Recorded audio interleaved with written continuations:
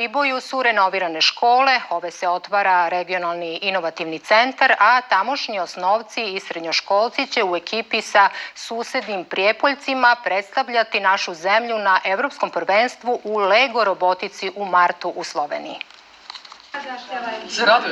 I mimo takmičenja za ekipu osnovaca i srednjoškolaca dva susedna grada, robotika je poseban izazov.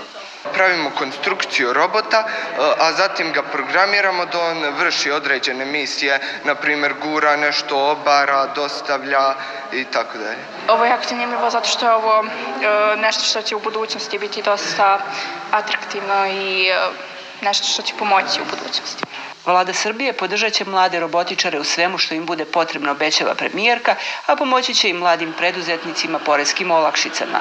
Iz jednog malog Priboja nas učenici predstavljaju na evropskom takmičenju u robotici i zato pravimo ovde regionalni start-up inovacioni centar i zato povezujemo škole na internet. Dakle, investiramo u mlade i nadam se da oni to vide. U obnovu škola uloženo je gotovo 700 miliona dinara. Ulaže se i u obrazovanje po meri privrede.